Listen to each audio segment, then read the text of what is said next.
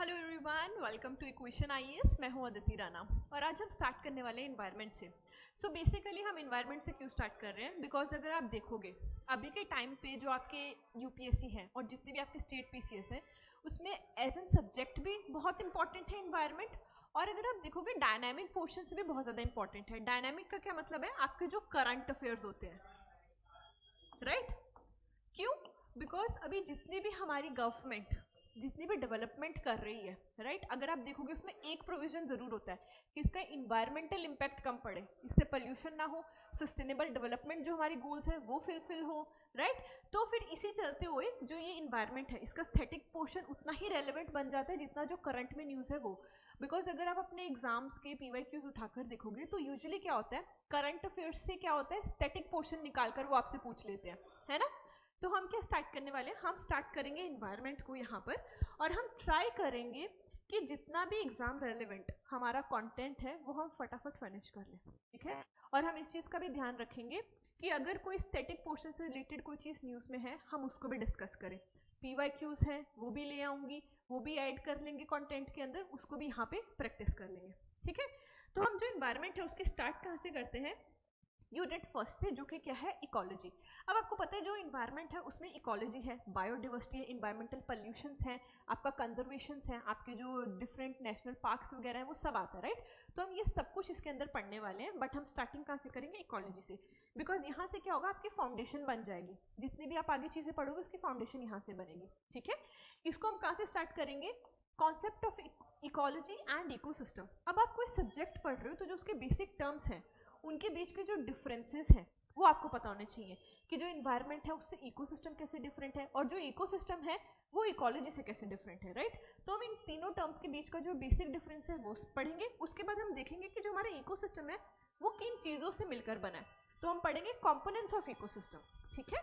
उसके बाद हम किस पे जाएंगे, लेवल ऑफ ऑर्गेनाइजेशन पर। अब हमें ये भी पता होना चाहिए कि अगर हम इकोसिस्टम पढ़ रहे हैं तो उसमें एज अ ह्यूमन हम कौन से लेवल पर आते हैं, राइट। अगर हम इंडिविजुअली एग्जिस्ट कर रहे हैं तो हम कौन से लेवल पे आएंगे, अगर हम साथ में ग्रुप में एग्जिस्ट कर रहे हैं तो कौन से लेवल पे आएंगे, राइट। तो ये लेवल ऑफ ऑर्गेनाइजेशन भी पता होना चाहिए। क्यों पता होना चाहिए, बिकॉज आगे जाकर हम ये भी पढ़ते हैं कि एनर्जी कैसे फ्लो करेगी हमारे इकोसिस्टम में, है ना, हम कैसे एक दूसरे पे डिपेंडेंट है, तो उसके लिए हमें ये सब चीज़ें पता होनी चाहिए, ओके। फिर हम क्या पढ़ेंगे, फंक्शंस ऑफ इकोसिस्टम। अब फंक्शंस ऑफ इकोसिस्टम क्यों पढ़ेंगे, क्योंकि हमारी डे टू डे लाइफ में हम इतना ऑब्जर्व नहीं करते पर इकोसिस्टम का बहुत इंपॉर्टेंट रोल है, राइट। हम जो खाना खा रहे हैं वो खाना कहाँ से आ रहा है वो हमें पता होना चाहिए, राइट। उसमें कहाँ आता है, वो आता है फंक्शंस ऑफ इकोसिस्टम में, जहाँ हमें पता चलेगा हम जो खा रहे हैं वो खाना कहाँ से आ रहा है, जो हमें एनर्जी मिल रही है वो कहाँ मिल रही है, और हमारी एनर्जी आगे कहाँ कहाँ ट्रांसफर हो रही है, राइट। सो हमें पता होना चाहिए जो इकोसिस्टम है उसका हमारी लाइफ पे क्या इम्पैक्ट है। उसके लिए हमें क्या पढ़ने पड़ेंगे, उसके फंक्शंस, ठीक है। तो पहले हम पढ़ेंगे the energy flow of ecosystem, यानी कि इकोसिस्टम के अंदर एनर्जी कैसे फ्लो कर रही है, जो मैं खाना खा रही हूँ वो कहाँ से बनकर आया है, उसके अंदर कितनी एनर्जी थी और वो एनर्जी एग्जैक्टली ओरिजिनेट कहाँ से हुई, ये सब हम इसके अंदर पढ़ेंगे। फिर इसी का एक छोटा सा सब टॉपिक है that is known as ecological pyramid, very important topic, बहुत क्वेश्चंस मैंने इसमें से देखे पीवाईक्यूज में आते हैं, राइट। तो हम इसको अच्छे से डिटेल में पढ़ेंगे।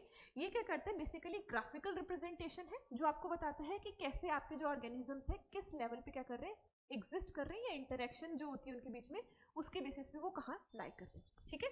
फिर हम पढ़ेंगे इकोलॉजिकल सक्सेशन, यानी कि एक छोटा सा आपका सेल से इतना मल्टी सेल्यूलर जो हमारा इकोसिस्टम है जिसमें इतने बड़े बड़े फॉरेस्ट्स हैं, डेजर्ट्स हैं, एक छोटी सी चीज़ से इतने डाइवर्स कॉम्प्लेक्स चीज़ें कैसे बन जाती हैं वो हम कहाँ पढ़ते हैं, इकोलॉजिकल सक्सेशन के अंदर, ठीक है।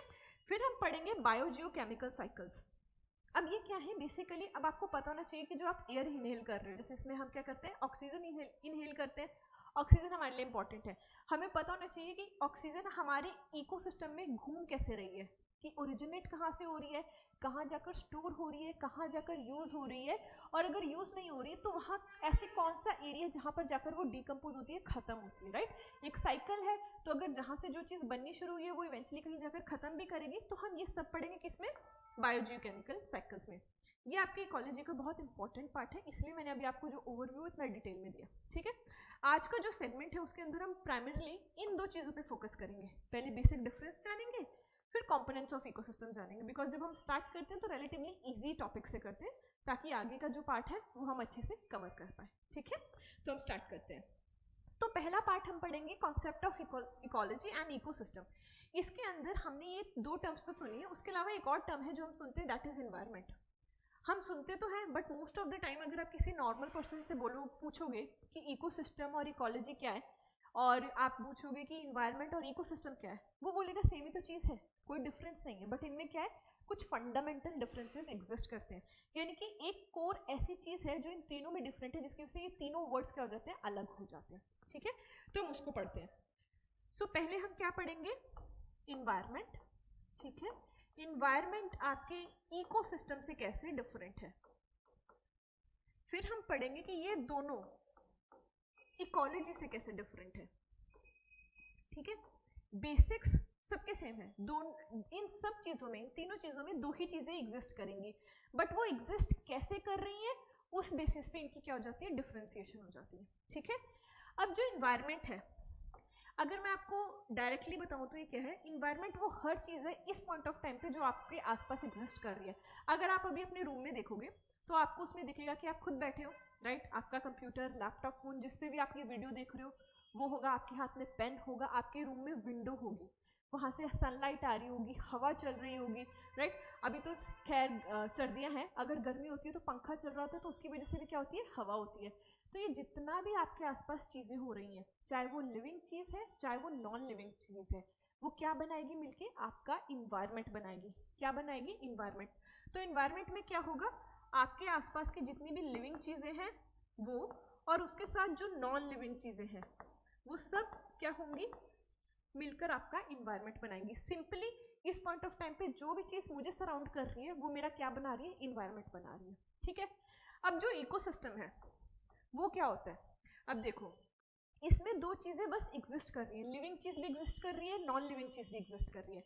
पर इकोसिस्टम में क्या होता है, 2 चीज़ों के बीच में कुछ हरकतें होनी स्टार्ट हो जाती है, कुछ एक्शंस, इंटरैक्शन स्टार्ट हो जाते हैं। जैसे कि अभी हम देख लें तो हम कहाँ है, डिजिटल इकोसिस्टम में है, राइट। मैं यहाँ बैठी हूँ, आप यूट्यूब पे मेरे क्लास देख रहे हो, तो ये क्या है, एक डिजिटल इकोसिस्टम है। अगर मैं सिंपली यहाँ पे खड़ी होती और आप वहाँ पे सिंपली बैठे होते, कुछ वीडियो नहीं चल रही होती, सिर्फ वीडियो पॉज पर होती, तो वो आपका क्या होता है, इन्वायरमेंट होता। पर जैसे ही आपने वीडियो को प्ले करा, अब क्या स्टार्ट होगी, कि इंटरेक्शन स्टार्ट हो गई। कैसी, मैं पढ़ा रही हूँ और आप मेरे से पढ़ रहे हो, है ना, मैं आपको नॉलेज दे रही हूँ और वो नॉलेज आप यूज़ करने वाले हो अपने एग्जाम के अंदर, तो ये क्या, एक तरीके की इंटरेक्शन हो गई है। तो जब भी किसी भी पार्ट में इन्वायरमेंट के किसी भी पार्ट के अंदर कोई इंटरेक्शन स्टार्ट हो जाएगी, तो वो चीज क्या बन जाएगी, आपका इकोसिस्टम। इंटरेक्शन किन के बीच में होगी, लिविंग और नॉन लिविंग के बीच में, या फिर लिविंग और किसी और लिविंग चीज के बीच में। अब ऐसा तो नहीं है कि रूम में अगर आपकी मम्मा आएंगे तो आप उनसे बात नहीं करोगे, उनसे भी तो बात करोगे, तो वो भी क्या है, एक लिविंग बीइंग है, राइट। तो किसी भी पार्ट में, इन्वायरमेंट के किसी भी पार्ट में जहाँ पर इंटरेक्शन स्टार्ट होगी, किसके बीच में, लिविंग, नॉन लिविंग, या फिर लिविंग की खुद लिविंग बीइंग के साथ, उस चीज़ को आप क्या कह देते हो, इकोसिस्टम कह देते हो। तो इकोसिस्टम क्या है, बहुत बड़े इन्वायरमेंट का एक छोटा सा फंक्शनल पार्ट। फंक्शनल पार्ट क्यों, क्योंकि वहाँ पे किसी तरीके की इंटरेक्शंस हो रही हैं। अब यहाँ पर देखा जाए ये फंक्शनल यूनिट ही है, मैं कोई काम कर रही हूँ और आप उस काम से वो चीज़ सीख रहे हो, है ना, तो ये क्या होगा, एक इकोसिस्टम क्रिएट हो जाता है जहाँ पर मेरी तरफ से जो चीज़ें हो रही है वो आप ग्रास्प कर पा रहे हो, है ना। अब इकोलॉजी क्या है, अब देखो मैंने आपको क्या बोला, हमारे बीच में एक तरीके की इंटरेक्शन हो रही है, मैं आपको पढ़ा रही हूँ, राइट। अब ऐसा भी तो हो सकता है कि जो मैं आपको पढ़ा रही हूँ उसका आपकी लाइफ पे नेगेटिव इम्पैक्ट हो, या वो पढ़ाई यूजफुल ही ना हो, और ऐसा भी हो सकता है कि जो मैं पढ़ा रही हूँ वो एग्जाम में आना हो। पर हम ये डिसाइड कैसे करते हैं कि जो मैं आपको पढ़ा रही हूँ वो अच्छा है या बुरा है, वो डिसाइड करते हैं हम कुछ साइंटिफिक मैनर से। जब भी साइंटिफिक मैनर की बात आ जाती है तो वहाँ पे हमें खुद पता होता है कि कुछ रूल्स एग्जिस्ट करते हैं, वहाँ पर कुछ प्रिंसिपल्स, कुछ चीज़ें लिखी होती है जिसके बेसिस पे हम क्या करना स्टार्ट कर देते हैं, एनालाइज करना स्टार्ट कर देते हैं कि ये जो चीज़ हो रही है ये सही हो रही है, गलत हो रही है, राइट। तो जब हम हमारे इकोसिस्टम के अंदर होने वाली इंटरेक्शंस को एनालाइज करना स्टार्ट कर देते हैं, स्टडी करना स्टार्ट कर देते हैं कि ये इंटरेक्शन है, अच्छी हो रही है, बुरी हो रही है, कैसे इंटरेक्शन हो रही है, किसको फ़ायदा हो रहा है, किसको नुकसान हो रहा है, तो जब हम उस चीज़ को एनालाइज करना स्टार्ट कर देते हैं तब हम क्या कर रहे हैं, तब हम इकोलॉजी पढ़ रहे हैं, तब वो क्या बन जाता है, एक सब्जेक्ट बन जाता है, तब वो एक चीज़ बन जाती है जिसको हम पढ़ना या एनालाइज करना स्टार्ट कर देते हैं। ठीक है, तो अब एक टर्म में बोलो तो क्या है, इन्वायरमेंट क्या है? इन्वायरमेंट आपका एक बहुत बड़ा पार्ट है, ठीक है। इन्वायरमेंट क्या है? वो हर चीज जो आपके आसपास एग्जिस्ट कर रही है, चाहे वो लिविंग हो चाहे वो नॉन लिविंग हो, ठीक है। पर अगर इस लिविंग और नॉन लिविंग थिंग के बीच में इंटरेक्शन होनी स्टार्ट हो गई तो वो क्या बन जाएगा? इकोसिस्टम। इकोसिस्टम में क्या होगा? इंटरेक्शन, ठीक है। और इस इंटरेक्शन को अगर मुझे स्टडी करना है, उस स्टडी करने वाली चीज को हम क्या बोल देते हैं? इकोलॉजी। इकोलॉजी क्या बन जाता है? एक ऐसा सब्जेक्ट बन जाता है जिससे हम क्या करते हैं? इंटरेक्शन को स्टडी करते हैं। और ये इंटरेक्शंस कहाँ हो रही है? इकोसिस्टम के अंदर। इन्वायरमेंट के अंदर कोई इंटरेक्शन नहीं होती, इन्वायरमेंट में बस चीजें पड़ी हैं, बस थमी हुई हैं, ठीक है। अगर हवा चल भी रही है तो चल रही है, उससे किसी को कोई फायदा नुकसान नहीं हो रहा, बस हर चीज अपने हिसाब से थमी हुई है, ठीक है। पर इकोसिस्टम में interaction is the important part. तो बेसिक डिफरेंस क्या है? इन्वायरमेंट में किसी भी तरीके की इंटरेक्शन नहीं हो रही, पैसिव चीज है। इकोसिस्टम में इंटरेक्शन हो रही है तो ये क्या है? एक्टिव चीज है। इकोलॉजी क्या है? इस इंटरेक्शन को पढ़ने का एक तरीका, ठीक है। अब पढ़ते हैं हम next topic, that is component of ecosystem. अब हम पढ़ रहे हैं कि इकोसिस्टम में इंटरेक्शन हो रही है, किन दो चीजों के बीच में इंटरेक्शन हो रही है? एक हो रही है नॉन लिविंग चीज के बीच में और एक हो रही है लिविंग थिंग के बीच में, है ना। तो इस नॉन लिविंग पार्ट को हम इकोलॉजी के टर्म्स में क्या कहते हैं? Abiotic factors. क्या बोलेंगे? Abiotic factors. और जो लिविंग है उसको क्या बोलोगे? Biotic factors. क्या बोलोगे? Biotic factors. अब हमें पता होना चाहिए कि अगर ये दो चीजें एग्जिस्ट कर रही हैं, ये दो चीजें इकोसिस्टम में इंटरेक्ट कर रही हैं, तो इनके और आगे आगे क्या पार्ट्स हैं? कौन सी चीजें ऐसी हैं जिसको हम एबायोटिक बोलेंगे, कौन सी चीजें ऐसी हैं जिसको हम बायोटिक बोलेंगे, है ना। तो अब एबायोटिक को आगे हम दो तरीकों में क्लासिफाई कर देते हैं, एक है क्लाइमेटिक फैक्टर्स और दूसरा है एडेफिक फैक्टर्स, ठीक है। अब देखो कुछ बुक्स में क्या होता है, जो क्लासिफिकेशन है वो ऐसे दी होती है, मैं आपको बना के दिखा देती हूँ। कुछ बुक्स के अंदर जो आपका एबायोटिक है उसके अंदर क्या होता है, कुछ बुक्स कहती हैं फिजिकल और केमिकल, या फिर कुछ बुक्स क्या कहेंगी? फिजिकल, इनऑर्गेनिक और ऑर्गेनिक। बात सेम ही है। यही फिजिकल चीजों को हम क्या बोल रहे हैं? Climatic factors. और इन्हीं केमिकल चीजों को हम क्या बोल रहे हैं? Edaphic factors. और ये जो इनऑर्गेनिक और ऑर्गेनिक है यही मिलके क्या बनाते हैं? एडेफिक फैक्टर्स आपके बनाते हैं, ठीक है। तो इस डिफरेंशिएशन में कंफ्यूज नहीं होना है, क्योंकि जो बेसिक चीजें आप पढ़ोगे वो बिल्कुल सेम है, ठीक है। वापस चले तो अब ये क्या होंगे? क्लाइमेटिक फैक्टर्स और एडेफिक फैक्टर्स। क्लाइमेटिक फैक्टर्स में क्या आ जाएंगे? आपका टेम्परेचर, आपकी हवा, ठीक है, एयर कैसा है, ह्यूमिडिटी कैसी है, टेम्परेचर कैसा है, सनलाइट है कि नहीं है, बारिश हो रही है नहीं हो रही है, ये सब क्या होंगे? आपके क्लाइमेटिक फैक्टर्स। सो इसमें क्या आ जाएगा? सनलाइट आ गया, रेन आ गया, टेम्परेचर आ गया, ह्यूमिडिटी आ गई, मॉइस्चर आ गया, ये सब चीज़ें क्या है? आपकी क्लाइमेटिक चीज़ें हैं। अब एडेफिक फैक्टर्स क्या है? जो कि आपके इनऑर्गेनिक और ऑर्गेनिक क्या बनते हैं? कंपोनेंट्स बनते हैं, ठीक है। इनऑर्गेनिक में जैसे आपके अमोनिया आ गया, फॉस्फोरस आ गया, पोटेशियम वगैरह आ गया। सो बेसिकली जितने भी आपके केमिकल सब्सटेंसेस हैं, नाइट्रोजन हो गया, ठीक है। ऑर्गेनिक में क्या आएगा? आपके कार्बोहाइड्रेट्स हो गए, प्रोटीन्स हो गए, लिपिड्स हो गए। अब इसमें डिफरेंशिएशन आप कैसे याद रखोगे? जिस भी कंपाउंड के अंदर CH वाला बॉन्ड है, जिसमें आपको C और H साथ में लिंक होते हुए दिख जाएंगे, वो क्या हो जाएगा? आपका ऑर्गेनिक पार्ट हो जाएगा।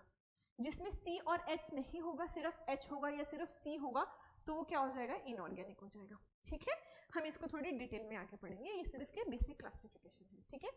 तो इकोसिस्टम के दो पार्ट्स, नॉन लिविंग को एबायोटिक बोलते हैं। एबायोटिक भी आगे दो प्रकार के हैं, क्लाइमेटिक और एडेफिक, ठीक है। अब आ जाते हैं लिविंग पार्ट पे। अब हमारी जो इकोसिस्टम है उसमें लिविंग ऑर्गन्स, जो लिविंग थिंग्स हैं, उनको हम क्या बोलते हैं? बायोटिक। और ये जो बायोटिक पार्ट है, इसमें जो फर्स्ट है वो क्या है? प्रोड्यूसर्स, सेकेंड है consumers and the third is the decomposers. अब इनमें क्या डिफरेंस है? प्रोड्यूसर से आपको समझ आ रहा है, प्रोड्यूसर का क्या मतलब है? जो कोई चीज प्रोड्यूस कर रहा है, राइट? क्या कर रहा है? जो चीज प्रोड्यूस कर रहा है उसको आप क्या बोलोगे? प्रोड्यूसर्स। और हमारे नेचर में, हमारे इन्वायरमेंट में खाना बनना स्टार्ट कहाँ से होता है? हमारे प्लांट से होता है, राइट? तो प्रोड्यूसर्स में कौन आएंगे? वो सभी लोग, वो सभी चीजें जो क्या कर पाएंगी, खाना बनाना जानती होंगी खुद से, है ना? खुद से वो खाना डेवलप कर पाती है, प्रोड्यूस कर पाती है, उनको हम बोलते हैं प्रोड्यूसर्स। कंज्यूमर्स क्या होंगे? वो जो प्रोड्यूसर्स को क्या करते हैं, खाते हैं। जैसे हम लोग क्या करते हैं, हम प्लांट्स को खाते हैं, राइट? अब सर्दियां हैं तो आप साग वगैरह भी खाते होगे, वो भी क्या, प्लांट है, राइट? तो हम क्या करते हैं, कंज्यूमर्स वो होते हैं जो प्रोड्यूसर्स को क्या करते हैं, खाते हैं। डीकम्पोजर्स कौन से होते हैं? अब डीकम्पोजर्स वो होंगे जो हमारा वेस्ट है, या कोई डेड बॉडी है, या कोई डेड या डिकेइंग कोई भी ऐसा मैटर है जो खराब है और ज़मीन पर पड़ा है, उसको छोटे छोटे पार्ट्स में तोड़कर उसको सॉइल के साथ दोबारा मिक्स करने में जो लोग या जो चीज़ें हेल्प करती हैं वो क्या होते हैं, डीकम्पोजर्स होते हैं, ठीक है? तो डीकम्पोजर्स क्या करेंगे, वो किसी भी चीज़ को, किसी भी पड़ी हुई चीज़ को छोटे छोटे टुकड़ों में बांटकर वापस से हमारे सॉइल्स के अंदर क्या कर देते हैं, मिक्स कर देते हैं। और डीकम्पोजर्स का एक फैक्ट है कि जो आप आगे जाके पढ़ोगे ट्रॉफिक लेवल्स, है ना? हर ऑर्गेनिज्म का एक लेवल होता है हमारे इकोसिस्टम पे, पर डीकम्पोजर्स एक ऐसे लिविंग बीइंग है जो कहीं पर भी एक्ट कर सकता है, यानी कि वो डायरेक्टली प्रोड्यूसर्स को भी खा सकते हैं और वो डायरेक्टली कंज्यूमर्स को भी खा सकते हैं, ठीक है? तो डीकम्पोजर्स आपके जो फूड चेन है वो कहीं पर भी उसमें एक्ट करेगा। जब हम फूड चेन्स पढ़ेंगे उसके अंदर मैं आपको और डिटेल में इनके फंक्शंस बताऊंगी, ठीक है? फिर जो आपके कंज्यूमर्स हैं वो भी डिफरेंट टाइप के होते हैं, प्राइमरी, सेकेंडरी, टर्शरी और ओमनिवोरस, ठीक है? ये भी हम क्या करने वाले हैं, अब पढ़ने वाले हैं। ओके, तो जो फर्स्ट है that is about abiotic factors. अब एबायोटिक फैक्टर्स कौन से थे? जो हमारे नॉन लिविंग फैक्टर्स थे, जिसमें कौन सा था, एयर था, सैलिनिटी थी। सैलिनिटी क्या होती है? जो आपके पानी के अंदर जो नमक की कंसंट्रेशन होती है उसको हम क्या बोलते हैं, सैलिनिटी, ठीक है? आपकी जो सॉइल हो गई वो कैसी है? अब आपको पता है डिफरेंट टाइप्स ऑफ सॉइल्स भी होती है, ब्लैक सॉइल, है ना? उसके बाद क्या होती है, एलोवियल सॉइल होती है। कितने टाइप्स की सॉइल होती है? अलग अलग सॉइल पे अलग अलग प्लांट ग्रो करते हैं, क्यों? क्योंकि उनकी कंपोजिशन डिफरेंट है, उनके अंदर जो मिनरल्स है वो डिफरेंट है, ये भी हम पढ़ेंगे, ठीक है? फिर आ जाता है temperature, light, water, minerals, pH, pH कितना एसिडिक कितना एल्कलाइन आपका पानी है वो, है ना? और फिर ह्यूमिडिटी, मतलब कितना मॉइस्चर आपकी हवा में एग्जिस्ट कर रहा है, ये सब क्या है, एबायोटिक फैक्टर्स। तो कोई भी ऑर्गेनिक और इनऑर्गेनिक पार्ट इकोसिस्टम का क्या होगा, नॉन लिविंग पार्ट होगा। इसको हम दो तरीके से क्या करते हैं, दो पार्ट्स में इसको डिवाइड कर देते हैं, क्लाइमेटिक और एडेफिक में, ठीक है? अब इसमें ये बताया जाता है, इसमें एक लाइन लिखी है that abiotic factors are the most important factors. क्यों? क्योंकि यही डिटरमाइन करते हैं कि जिस एरिया में आप रह रहे हो उस एरिया में आपकी ग्रोथ कितनी अच्छी होगी, आप आगे जाकर रिप्रोड्यूस कितने अच्छे से कर पाओगे, है ना? और कितना अच्छा खाना खुद खा पाओगे। तो आपके आसपास के जितने भी एबायोटिक फैक्टर्स हैं वो ही डिसाइड करेंगे कि आप कैसे और कितने अच्छे से, कहाँ पर और कितने अच्छे से क्या कर पाओगे, ग्रो कर पाओगे, ठीक है? और हर इकोसिस्टम में क्या होता है, जो आपके एबायोटिक फैक्टर्स है वो चेंज होते हैं। हम आगे जाकर पढ़ेंगे टाइप्स ऑफ इकोसिस्टम, ठीक है? तो हर इकोसिस्टम में different type of abiotic factors है जो बहुत इंपॉर्टेंट रोल प्ले करते हैं, ठीक है? तो अब क्या होगा, ये डिटरमाइन करेंगे कि आपकी ग्रोथ कितनी अच्छी और कहाँ पर होगी या कैसी होगी, ठीक है? अब यहाँ पर आता है एक concept of bottleneck of ecosystem, या आप कह सकते हो लिमिटिंग फैक्टर्स का कॉन्सेप्ट आता है। लिमिटिंग फैक्टर्स क्या होते हैं? अब ऐसा होता है कि अगर सनलाइट नहीं आएगी तो जो प्लांट्स हैं वो फोटोसिंथेसिस नहीं कर पाएंगे, और अगर वो फोटोसिंथेसिस नहीं कर पाएंगे तो पूरी अर्थ पे खाना कौन बनाएगा, है ना? तो सन का होना इंपॉर्टेंट है, यानी कि सनलाइट का होना इंपॉर्टेंट है, ताकि क्या बन सके, फोटोसिंथेसिस हो सके और प्लांट्स खाना बना सके। जहाँ पर भी सनलाइट एग्जिस्ट नहीं करेगी वहाँ पर प्लांट्स खाना नहीं बना पाएंगे, वहाँ पर आगे लाइफ सस्टेन नहीं कर पाएगी। तो ऐसी कोई भी चीज़ आपके इन्वायरमेंट में जिसकी वजह से आगे आने वाले ऑर्गेनिजम्स की ग्रोथ क्या हो जाए, रुक जाए, लिमिट पड़ जाए, ठीक है, रुक जाए, उसको आप क्या बोलोगे, लिमिटिंग फैक्टर्स। एक ऐसा कंपोनेंट, एक ऐसा वेरिएबल इन्वायरमेंट का जिसके पास ये एबिलिटी है, जिसके पास ये पावर है कि वो रिस्ट्रिक्ट कर सकता है, रोक सकता है, रिस्ट्रिक्ट कर सकता है। क्या रिस्ट्रिक्ट कर सकता है? किसी पॉपुलेशन की ग्रोथ, किसी पॉपुलेशन की अबंडेंस, ठीक है? उसकी जो ग्रोथ और अबंडेंस है वो क्या कर पाएगा, रोक सकता है, ठीक है? और ये पावर किसके पास होती है? सिर्फ एबायोटिक फैक्टर्स के पास। क्यों? क्योंकि पानी क्या है, एबायोटिक फैक्टर्स है। हम पानी नहीं पिएंगे तो हम सब मर जाएंगे, प्लांट्स को पानी नहीं डालोगे वो मुरझा जाएंगे, सनलाइट नहीं आएगी, फोटोसिंथेसिस नहीं होगी, सॉइल में मिनरल्स नहीं होंगे, प्लांट्स ग्रो नहीं कर पाएंगे, हवा में ज़्यादा मॉइस्चर नहीं होगा तो बारिश नहीं होगी, है ना? तो ये सब क्या है, जो एबायोटिक फैक्टर्स हैं वो ही क्या बनते हैं, आपके लिमिटिंग फैक्टर्स बनते हैं।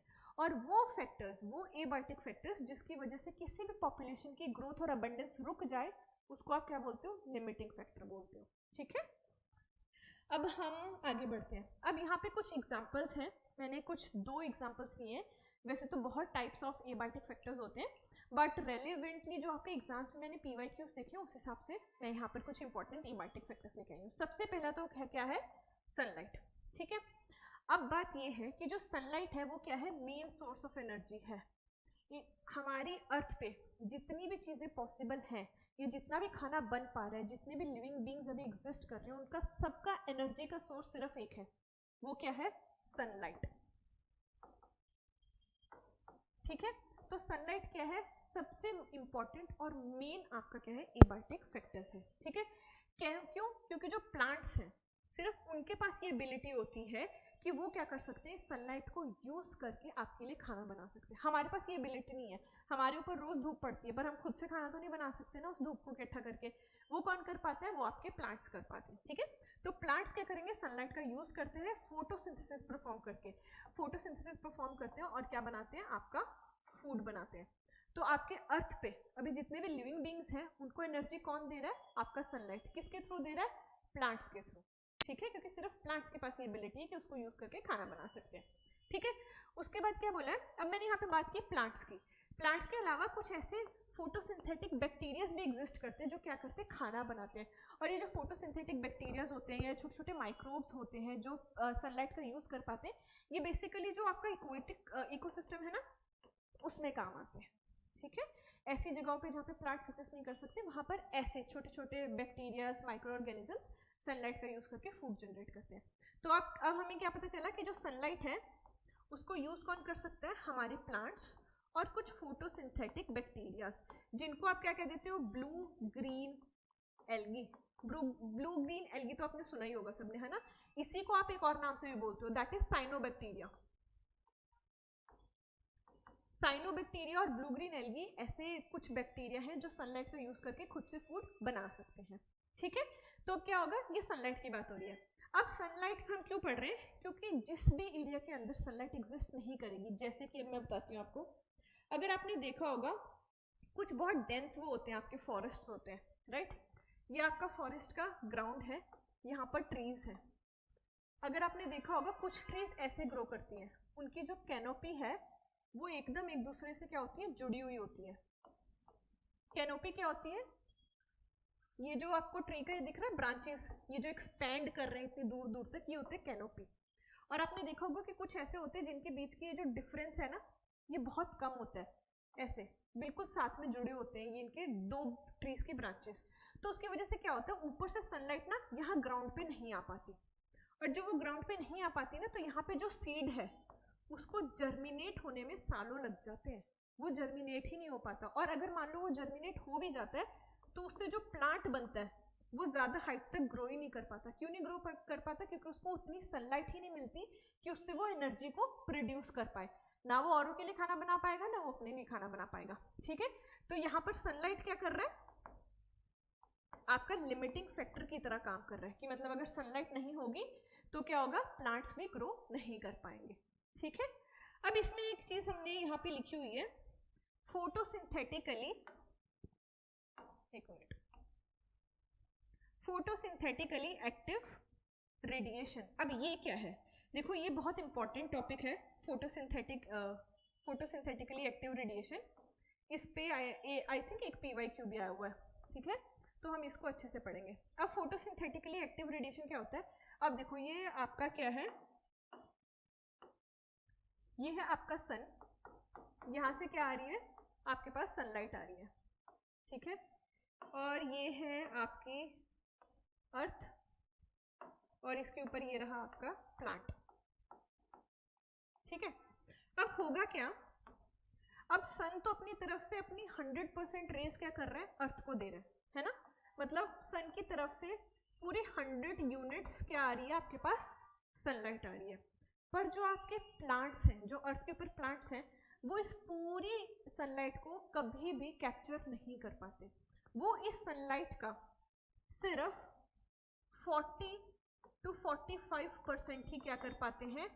कैप्चर कर पाते हैं। यानी कि जो आपकी ये सोलर रेडिएशंस आ रही हैं अर्थ के ऊपर, जितनी धूप आप देख रहे हो उसका सिर्फ 40 to 45% या आप कह सकते हो उसका लेस देन 50% ही हमारे प्लांट्स क्या कर पाते हैं, कैप्चर कर पाते हैं। ठीक है, आई 100 यूनिट, मान लो इसने कैप्चर कितनी करी, सिर्फ 40 यूनिट, क्योंकि उसकी कैपेसिटी ही इतनी है, वो इससे ज़्यादा कैप्चर कर ही नहीं पाएगा, वो भी हम देखेंगे क्यों। ठीक है, तो क्या होता है, वो 40 यूनिट्स क्या करते हैं, कैप्चर करते हैं। अब इस 40 यूनिट्स में से जो वो एक्चुअली क्या करता है, यूटिलाइज करता है, किस चीज़ के लिए, फूड बनाने के लिए, एनर्जी बनाने के लिए, वो कितनी है, सिर्फ इसका 2 से 10%, 2 से 10%, यानी कि इस 40 यूनिट से भी वो सिर्फ 2 या 10 यूनिट ही एनर्जी क्या कर पाएगा, सनलाइट क्या कर पाएगा, यूज कर पाएगा, ताकि आपके लिए क्या बना पाए, फूड बना पाए। ठीक है, तो ये जो जितनी रेडिएशन वो यूज कर पाते हैं, मतलब टोटल सनलाइट में से जितनी सनलाइट एक प्लांट यूज कर पाता है, किसके लिए, खाना बनाने के लिए, उसको आप क्या कहते हो, फोटोसिंथेटिकली एक्टिव रेडिएशन। यानी कि वो रेडिएशन जिसकी वजह से जो फोटोसिंथेसिस है वो क्या हो पाएगी, एक्टिव हो पाएगी, या जो एक्टिवेट कर पाएगी फोटोसिंथेसिस को, और वो है कितनी, सिर्फ 2 से 10%। ठीक है, कैप्चर 40 या 45% करता है, बट उसमें से यूज फोटोसिंथेसिस के लिए कितनी करते हैं, सिर्फ 2 से 10%। और यही 2 से 10% है जो आपकी अर्थ पे जितनी भी लाइफ एग्जिस्ट कर रही है उसको क्या कर रही है, रेगुलेट कर रही है, उसको क्या कर रही है, रेगुलेट कर रही है। अब हम पढ़ लेते हैं इसको। ठीक है, एक ऐसा स्पेक्ट्रल रेंज, ठीक है, this spectral range of solar radiation, यानी कि सोलर रेडिएशन का वो पार्ट जिसको जो है प्लांट्स क्या कर पाते हैं, एक्चुअली यूज कर पाएंगे फॉर फोटोसिंथेसिस, उसको आप क्या बोलते हो, फोटोसिंथेटिकली एक्टिव रेडिएशन। ठीक है, और ये क्या है, जितने भी आपके सोलर रेडिएशन है उसका लेस देन 50% ही क्या बनता है, फोटोसिंथेटिकली एक्टिव रेडिएशन। अब इस फोटोसिंथेटिकली एक्टिव रेडिएशन में से भी कितना यूज कर पाता है, सिर्फ 2 से 10%। ठीक है, इस 2 से 10% पे ही क्या हो रही है, जितनी भी आपकी अर्थ पे लाइफ एग्जिस्ट कर रही है वो क्या हो रही है, सस्टेन हो पा रही है। ठीक है, तो ये चीज आप क्या रखोगे, याद रखोगे। फोटोसिंथेटिकली एक्टिव रेडिएशन क्या है, सनलाइट का छोटा सा पार्ट जिसको क्या कर पाता है, हमारा प्लांट यूज कर पाता है हम सब के लिए, खाना बनाने के लिए, और उसमें से भी कितना, सिर्फ 2 से 10% ही है जो एनर्जी वो क्या कर पाता है, यूज कर पाता है, या सनलाइट को यूज कर पाता है आपके लिए खाना बनाना। ठीक है, ये 2 से 10% एनर्जी जो वो बनाता है, यही पूरे इकोसिस्टम को, पूरे अर्थ पे जितने भी लिविंग बीइंग्स है उसको क्या कर पा रहा है, चला पा रहा है। ठीक है, now the next part is about temperature. अब जैसे हमने सनलाइट के बारे में पढ़ा कि सनलाइट के होने ना होने से क्या है, वो लिमिटिंग फैक्टर कैसे काम करता है, इसी तरीके से दूसरा क्या है, टेम्परेचर। अब टेम्परेचर होता क्या है, द डिग्री ऑफ हीट, यानी कि इस पॉइंट ऑफ टाइम पे आपको जितनी हीट महसूस हो रही है, जितनी गर्मी महसूस हो रही है, वो क्या होगा, आपके रूम का टेम्परेचर होगा। ठीक है, अब ये क्या होता है, ये सीजन्स के हिसाब से भी चेंज होता रहता है।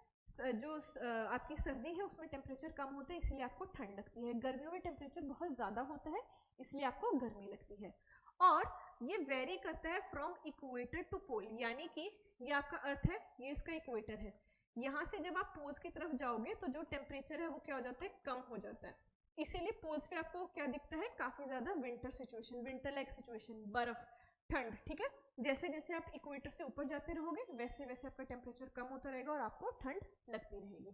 ओके, तो टेम्परेचर वेरी करता है सीजन के बेसिस पर और आपके अर्थ पे जो आपकी पोजीशन है उसके बेसिस पर। ठीक है, जितना आप इक्वेटर से दूर होगे उतनी आपको ज़्यादा क्या दिखेगा, कोल्ड टेम्परेचर दिखेगा।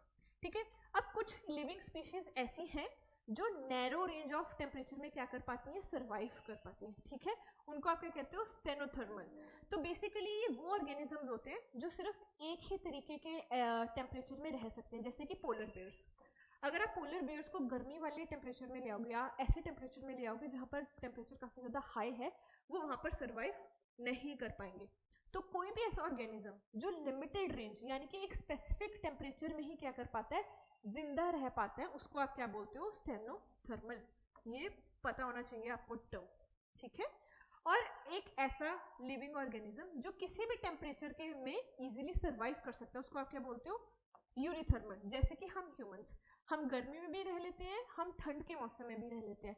ऐसा कोई स्पेसिफिक टेम्परेचर नहीं है कि अगर इतना ही टेम्परेचर होगा, अगर 40 डिग्री होगा तो भी हम सस्टेन कर सकते हैं।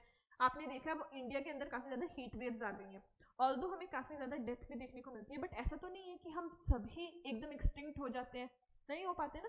तो हम गर्मियाँ भी सह लेते हैं और एक्सट्रीम ठंड भी सह लेते हैं, इसलिए कुछ लोग पोलर एरियाज पे भी रहते हैं, है ना। तो उनको आप क्या बोलते हो, यूरीथर्मल। तो जो भी ऑर्गेनिज्म किसी भी टेम्परेचर में रह सकता है उसको यूरीथर्मल बोलते हो, जो एक स्पेसिफिक टेम्परेचर में रह सकता है, यानी कि जिसको सिर्फ ठंड में ही रहना है या जिसको सिर्फ गर्मी में ही रहना है, उसको आप क्या बोलोगे, स्टेनोथर्मल। ठीक है, अब यहाँ पर कुछ बताया। अब यहाँ पर दूसरा पार्ट क्या है, अडेप्टिक फैक्टर्स, यानी कि जो मैंने बोला था दूसरे, ये तो हमने क्या पढ़े थे, क्लाइमेटिक एबायोटिक फैक्टर्स पढ़े थे, अब दूसरे क्या है, अडेप्टिक, जैसे कि केमिकल और फिजिकल फीचर किसका, सॉइल का। अब ये इतना इंपॉर्टेंट क्यों है, क्योंकि आपकी सॉइल ही क्या करती है, डिटरमाइन करती है कि आपके आसपास की जो भी सॉइल है उसके अंदर जितने मिनरल्स हैं वो ही डिटरमाइन करेंगे कि आपके आसपास होने वाले पौधे किस तरीके के होंगे, है ना। यहाँ पे एग्जाम्पल भी दिया हुआ है, जैसे जो आपकी टी है वो कहाँ ग्रो करती है, जहाँ पे एसिडिक क्या होती है, सॉइल एग्जिस्ट करती है ना। और आपके जो कॉटन है वो कौन सी सॉइल में ग्रो करती है, ब्लैक सॉइल में। अगर आप कॉटन को ब्लैक सॉइल के अलावा किसी और जगह पे लगा दोगे तो वहाँ ग्रो नहीं कर पाएगी, सेम विद द टी। तो ये क्या है, ये ऐसे एबायोटिक फैक्टर्स है जिसकी वजह से ये डिटरमाइन होगा कि आपके आसपास के जो पेड़ पौधे हैं वो किस तरीके के होंगे। तो सॉइल क्या है, एक उसमें से एक एग्जाम्पल है, ठीक है, ये पूछा हुआ था इसलिए मैंने आपको बताया है। Okay, now the next is about a. अब देखो हमने पढ़ा था कि जो एबायोटिक फैक्टर्स हैं वो क्या करते हैं, हमारी लिविंग बींग्स को क्या करते हैं, इफेक्ट करते हैं। तो एबायोटिक फैक्टर्स को लेकर हमारी बॉडी कैसे रिस्पॉन्स करती है ये उसके बारे में है, ठीक है। सबसे पहले है रेगुलेशन। पहला रिस्पॉन्स जो लिविंग बींग्स का होता है towards the abiotic factor is regulation. Regulation में क्या होता है, एक मैकेनिज्म होता है जिससे आप क्या कर पाते हो, कांस्टेंट बॉडी कंडीशंस को मेंटेन कर पाते हो। मतलब अगर आपके बॉडी के बाहर की टेम्परेचर, हवा, पानी चेंज होता भी है तो भी आपके पास एक ऐसी पावर है कि आप क्या कर पाते हो, अपनी जो बॉडी है उसको क्या कर पाते हो, नॉर्मल, अपने नॉर्मल टेम्परेचर पे मेंटेन करके रख सकते हो। इसका सबसे अच्छा एग्जांपल क्या है, ह्यूमंस। हमारा बॉडी टेम्परेचर क्या है, ideal, that is 37 degree Celsius. चाहे बहुत ज़्यादा गर्मी हो, चाहे बहुत ज़्यादा ठंड हो, हमारी बॉडी के अंदर एक नेचुरल मैकेनिज्म है जिससे वो अपनी बॉडी टेम्परेचर को 37 क्या रखता है, मेंटेन रखता है, अनटिल और अनलेस आप बीमार ना पड़ जाओ, है ना। जब आप बीमार पड़ते हो तब तो टेम्परेचर इंक्रीज होता ही है, वो भी एक तरीके से क्या आपकी बॉडी का डिफेंस मैकेनिज्म है ना। तो वैसे तो नॉर्मली आपका टेम्परेचर कितना रहता है, 37 डिग्री सेल्सियस रहता है। अगर गर्मियाँ होती हैं तो हमें क्या होता है, बहुत ज़्यादा पसीना आता है, ठीक है। पसीना रहने से हम ज़्यादा क्या करते हैं, हीट लूज करते हैं, जिसकी वजह से हमारी जो बॉडी है उसका टेम्परेचर कम हो जाता है, ठीक है। और विंटर्स में हम क्या करते हैं, शिवर करते हैं, हम कांपने लग जाते हैं, उससे क्या होता है, जो हमारी हीट है वो और ज़्यादा प्रोड्यूस होती है ताकि हमारी बॉडी को गर्म रख सके। तो हम क्या करते हैं, डिफरेंट डिफरेंट मैकेनिज्म से अपना जो टेम्परेचर है या अपनी बॉडी की जो कंडीशन है उसको नॉर्मल रख पाते हैं। और इसी को आप क्या कहते हो, रेगुलेशन, मतलब एकदम रेगुलेट करके रखना चीज़ों को एकदम अच्छी कंडीशन में, ठीक है। दूसरा है कन्फर्म। अब कन्फर्मर्स कौन होते हैं, वो ऐसे ऑर्गेनिजम्स होते हैं जो अपने टेम्परेचर के साथ साथ अपने बॉडी के टेम्परेचर को भी क्या कर लेते हैं, चेंज कर देते हैं, जैसे कि रेप्टाइल्स या एम्फीबियंस। अब इसका सबसे अच्छा एग्जाम्पल क्रोकोडाइल्स। अब आपने क्रोकोडाइल्स को देखा होगा कि जब उन्हें ज़्यादा ठंड लगती है वो यूजुअली कहाँ रहते हैं, पानी में रहते हैं, पर कुछ टाइम के लिए वो ज़मीन पर आकर क्या करते हैं, सन के अंदर सनबेथ करते हैं। क्यों करते हैं, बिकॉज उनका जो बॉडी का टेम्परेचर है ना वो बहुत ज़्यादा कोल्ड हो गया होता है, तो उसको वापस नॉर्मल करने के लिए उन्हें बाहर आना पड़ता है, राइट। तो जब उन्हें बहुत ज़्यादा गर्मी लगती है वापस पानी में चले जाते हैं, जब उनकी हीट बहुत ज़्यादा जनरेट हो जाती है, क्योंकि उनकी बॉडी के पास वो मैकेनिज्म नहीं है जिसकी वजह से वो क्या कर सकता है, चाहे वो पानी में हो चाहे वो बाहर हो, वो नॉर्मल टेम्परेचर रखे, उनकी बॉडी के पास ये पावर नहीं है। तो वो उस चीज़ के लिए क्या करते हैं, अपनी बॉडी को ठीक करने के लिए, नॉर्मल टेम्परेचर रखने के लिए कभी पानी में रहते हैं कभी बाहर आ जाते हैं, ठीक है। तो वो ऑर्गेनिजम्स जिनका बॉडी कंडीशन क्या करता है, इन्वायरमेंट के हिसाब से ही फ्लक्चुएट करता रहता है, उसको आप क्या बोलते हो, कन्फॉर्मर्स कहते हो, ठीक है। दूसरा तरीका क्या होता है, एक्सट्रीम एबायोटिक कंडीशंस, यानी कि मान लो बहुत ज़्यादा ठंड है, बहुत ज़्यादा गर्मी है, हम वहाँ पे सर्वाइव नहीं कर पाते, तो हम क्या कर जाते हैं, वहाँ से माइग्रेट कर जाते हैं, वहाँ से मूव कर जाते हैं हम लोग, है ना। तो इसका मैकेनिज्म आपको कहाँ देखने को मिलता है, जो साइबेरियन बर्ड्स हैं। अब साइबेरियन बर्ड्स कहाँ से आती हैं, अंटार्कटिका से, सॉरी आर्टिक से इंडिया की तरफ आती हैं। क्यों, क्योंकि आर्टिक उस पर्टिकुलर टाइम पे विंटर्स में आर्टिक का जो मौसम है वो बहुत ज़्यादा एक्सट्रीम क्या हो जाता है, कोल्ड हो जाता है। ऐसा नहीं है कि एक्सट्रीम कोल्ड में नहीं रह सकती है, बट ये माइग्रेट क्यों करती हैं? क्योंकि एक्सट्रीम कोल्ड होने की वजह से इनका जो फूड है वो वहाँ पर क्या हो जाता है, लिमिटेड हो जाता है, क्योंकि वहाँ पर जिन चीज़ों पे ये फीड करती हैं वो चीज़ें विंटर्स में सर्वाइव नहीं कर पाती, इसलिए अपने आप को, अपना पेट भरने के लिए क्या करती हैं, माइग्रेट कर जाती हैं इंडिया की तरफ। अब यहाँ पर ना जो साइबेरियन बर्ड्स हैं वो इंडिया में एक नेशनल पार्क में क्या करती हैं, पर्टिकुलरली माइग्रेट करके बैठती हैं, रुकती हैं, राइट। वो कहाँ पर है, राजस्थान में। तो आप मुझे बताओगे कि वो नेशनल पार्क कौन सा है जहाँ पर जो ये साइबेरियन बर्ड्स हैं वो इंडिया में आकर रुकती हैं? हिंट दे दिया मैंने, वो राजस्थान का एक नेशनल पार्क है, ठीक है, भरतपुर में है, ये भी बता दिया। Now the next is about suspend. अब ये एक ऐसा फिनोमिना है जिसमें क्या करते हैं, जो आपके ऑर्गेनिजम्स होते हैं, जब उन्हें पता है कि नहीं अब ये टेम्परेचर मेरे से हैंडल नहीं हो रहा, अब ये कंडीशन मेरे से हैंडल नहीं हो रही, तो क्या करते हैं, वो एकदम अपनी बॉडी के सारे फंक्शंस को रोक देते हैं। क्या कर देते हैं, एकदम पॉज कर देते हैं कि ना तो मैं खाना खाऊंगा, ना मैं सांस लूंगा, मैं बस इतनी ही मूवमेंट करूंगा कि बस थोड़ा सा जिंदा रह सकूं, मुझे ज़्यादा मेहनत नहीं करनी, क्योंकि इस टेम्परेचर में मैं एग्जिस्ट नहीं कर सकता। तो वो क्या करते हैं, वो टेम्परेली अपनी बॉडी का जितना भी मेटाबॉलिक एक्टिविटीज़ है, यानी कि सांस लेना, खाना खाना, घूमना, चलना फिरना, वो सब क्या कर देते हैं, थोड़े टाइम के लिए या तो बंद कर देते हैं या बहुत ही ज़्यादा स्लो डाउन कर देते हैं, क्योंकि एनर्जी वेस्ट ही ना हो। जैसे कि हाइबरनेशन के टाइम पे पोलर बियर करते हैं, जैसे उन्हें लगता है कि अब हम नहीं रह सकते तो वो क्या करते हैं, सोने चले जाते हैं। पहले वो खूब खाना वाना खा के आराम से बैठे रहते हैं और फिर वो क्या करते हैं, सोने चले जाते हैं। इसी तरीके से दूसरा होता है एस्टिवेशन।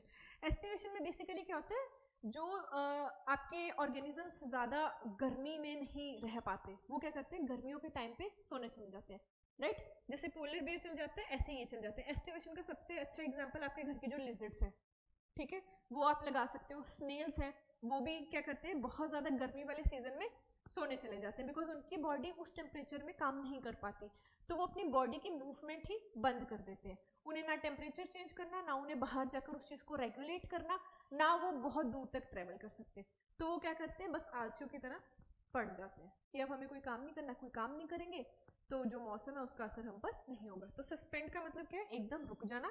माइग्रेट का क्या मतलब है, अपने होम टाउन से कहीं और चले जाना, सिर्फ टेम्परेरी बेसिस पे। जैसे ही हमारे घर पे चीज़ें ठीक हो जाएंगी हम वापस चले जाएंगे। कन्फर्मर्स क्या होंगे कि अगर टेम्परेचर के साथ साथ जो चीज़ें रेगुलेट, जो टेम्परेचर है उसके साथ साथ अपनी बॉडी का भी टेम्परेचर क्या करेंगे, वो चेंज करते रहेंगे। गर्मी है तो गर्मी से बचने के लिए पानी में चले गए, पानी में बहुत ज़्यादा ठंड लगने लग गई तो वापस से बॉडी का टेम्परेचर ठीक करने के लिए धूप में आ गए। और रेगुलेटर्स क्या है, पूरे डिसिप्लिन में रहते हैं, चाहे सिचुएशन कैसी भी हो, हम लोग अपना बॉडी टेम्परेचर इजीली मेंटेन कर लेंगे, जैसे कि हम ह्यूमंस, ठीक है। ये थे आपके एबायोटिक फैक्टर्स। अब बात आती है बायोटिक फैक्टर्स की, ठीक है। तो ये जो एबायोटिक फैक्टर्स है हम ये नेक्स्ट सेशन में करते हैं, बिकॉज ऑलरेडी बहुत लेंदी हो गया। तो नेक्स्ट सेक्शन में हम क्या पढ़ेंगे, सारे बायोटिक फैक्टर्स पढ़ेंगे, इनका क्या इम्पैक्ट होता है, इनकी क्या डिफ्रेंसिएशन है, ये सब हम नेक्स्ट टॉपिक में पढ़ेंगे, ठीक है। बट फॉर अ टाइमिंग एक थोड़ा सा रिविजन कर ले हम लोग कि एग्जैक्टली हमने क्या पढ़ा है आज। तो सबसे पहले हमने जो चीज़ पढ़ी थी दैट वाज अबाउट इकोसिस्टम, ठीक है, ठीक है। इकोसिस्टम क्या है, इन्वायरमेंट का वो पार्ट जहां पर क्या हो रही है, इंटरेक्शन हो रही है ना। इस इंटरेक्शन को स्टडी करने को हम क्या कहते हैं, इकोलॉजी। अब जो इकोसिस्टम है उसमें जो इंटरेक्शन हो रही होती है वो दो चीजों में हो रही होती है, एक है नॉन लिविंग थिंग जिसको आप क्या बोलते हो, एबायोटिक फैक्टर्स, और दूसरी क्या है, लिविंग, जिसको आप क्या बोलते हो, बायोटिक। आज हमने क्या फिनिश किया, आज हमने फिनिश किया एबायोटिक फैक्टर्स, जिसके अंदर क्या क्या आगे थे, आपके क्लाइमेटिक फैक्टर्स या जिसको आप क्या कह देते हो, फिजिकल फीचर्स, ठीक है, या फिजिकल फैक्टर्स। और दूसरा हमने क्या पढ़ा था, एडेफिक फैक्टर्स या फिर केमिकल फैक्टर्स, ठीक है। फिजिकल में हमने क्या पढ़ा था, सनलाइट कैसे इफेक्ट करती है, टेम्परेचर कैसे इफेक्ट करता है, सॉइल कैसे इफेक्ट करता है। इसके अलावा और भी ज्यादा एबायोटिक फैक्टर्स है, मॉइस्चर हो गया है ना, पीएच हो गया, सैलिनिटी हो गई, ये जब हम इकोसिस्टम्स पढ़ेंगे ना तब उसमें आ जाएगा, ठीक है। तो एबायोटिक फैक्टर्स में हमने फिजिकल में ये पढ़ा, केमिकल में हमने क्या पढ़ा था, आपका सॉइल, है ना। उसके अलावा हमने क्या पढ़ा था कि कैसे एबायोटिक फैक्टर्स को लेकर हमारी जो ऑर्गेनिजम्स की बॉडी है वो क्या करती हैं, रिएक्ट करती हैं या रिस्पॉन्स देती हैं। सबसे पहले वाला कौन सा था, सबसे पहला था हमारा रेगुलेटर्स, यानी कि जो कांस्टेंट टेम्परेचर मेंटेन करके रखेंगे बाहर चाहे कंडीशन कैसी भी हो। दूसरे थे हमारे कन्फॉर्मर्स, यानी कि बाहर अगर चीज़ें बदल रही हैं तो हमें अपनी बॉडी के अंदर भी चीज़ें क्या करनी पड़ेंगी, बदलनी पड़ेंगी। तो उनका टेम्परेचर अपने आसपास के मौसम के हिसाब से फ्लक्चुएट करता है, ठीक है।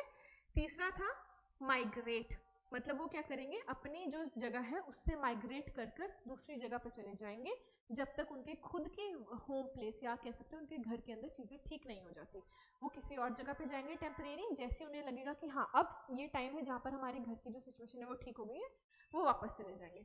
और फिर चौथा क्या था, सस्पेंड, यानी कि वो लोग जो ना मूव करना चाहते हैं, ना अपने टेम्परेचर को रेगुलेट करना चाहते हैं, ना अपने टेम्परेचर को चेंज कर सकते, वो क्या करते हैं, अपनी पूरी एक्टिविटी रोककर शांत हो जाते हैं। उन्हें हम क्या कहते हैं, जो सस्पेंड मोशन में चले जाते हैं, जो क्या करते हैं, सस्पेंड मोशन में चले जाते हैं, जो सीज कर देते हैं अपनी पूरी बॉडी के मेटाबॉलिज्म को, ठीक है। तो ये था आज का पूरा टॉपिक। आई होप आपको अच्छा लगा होगा, और अगर आपको ये टॉपिक अच्छा लगा है तो प्लीज़ चैनल को सब्सक्राइब कर लीजिए, बिकॉज आगे जाकर हम और भी इंटरेस्टिंग जो वीडियोस हैं डिफरेंट सब्जेक्ट्स को लेकर हम इस पर पोस्ट करते रहेंगे, ओके।